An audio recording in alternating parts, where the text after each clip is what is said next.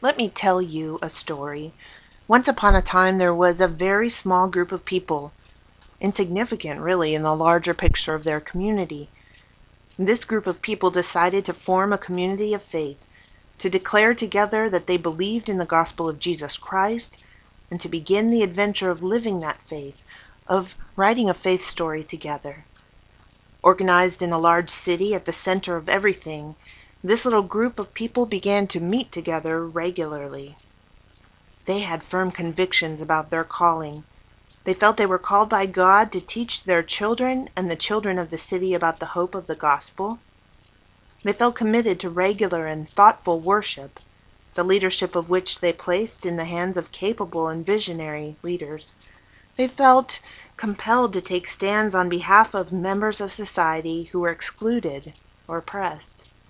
They wanted to provide a place where everyone who followed Jesus could join in together. And they did. As the little group grew and grew, buildings went up. Classes met in theaters. They were so very large. Young people came to the group in droves, hungry for friendship and community in the big city. People flocked to live out the story of the little group that believed they were called by God to live the gospel. Together, they built gleaming new facilities in which groups could meet, and a beautiful, beautiful worship space designed by a famous architect.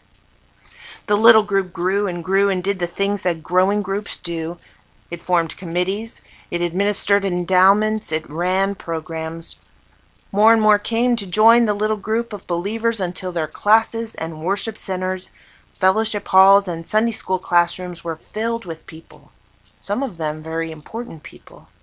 And the little group that started out with the hope of living the gospel in the big city now employed a nationally renowned staff of leaders and ran social programs long before running social programs was in vogue. They were living the gospel, you see? And then, over the course of time, the city changed. Society was in turmoil. The little group that was now a big group rode the wave of change, painful as it was. They adapted.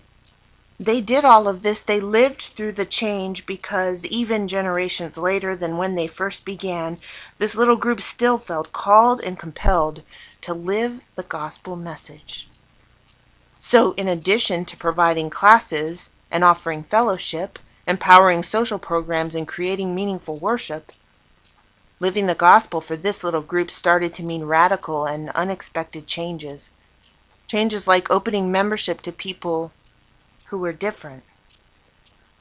It began to mean radically opening themselves to the whole world, welcoming in people from many different places and sending their young people all over the world just so they'd know the gospel of Jesus Christ has different faces and different accents, different cultures, and different views of the world. And living the gospel began to also mean things like continuing to welcome the neighbors in, even though those neighbors didn't look like the original members of the little group. Instead, the neighbors looked Chinese. Many neighbors were homeless and living on the streets.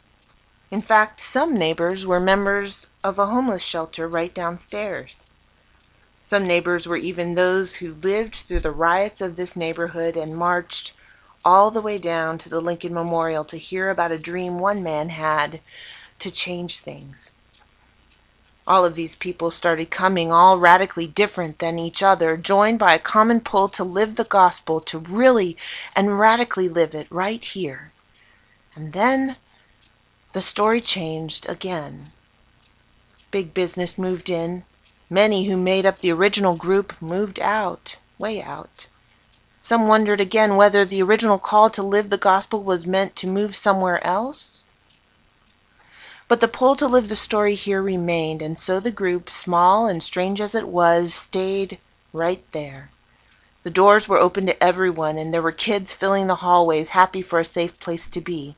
There were opportunities, all kinds of opportunities, to live the gospel story and to celebrate the changes that the gospel of Jesus Christ brought in all kinds of different lives. Worship took different forms. Leaders' faces changed. People came and went.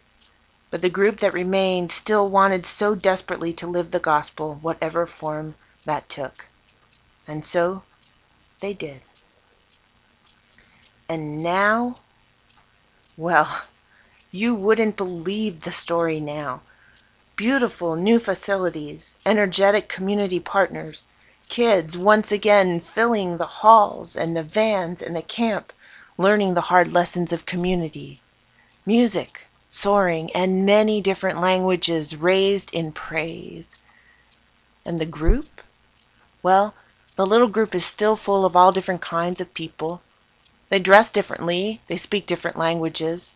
They don't always share the same views. In fact, they often disagree. Together, though, they raise their voices in song and worship with intention and enthusiasm, and they open the doors of this place, to anyone who would enter.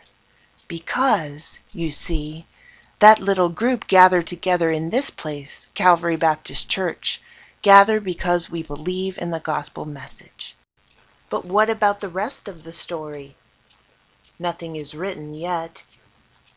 Calvary Baptist Church, the story of faith is being written even as you live it. So go now and live the rest of the story.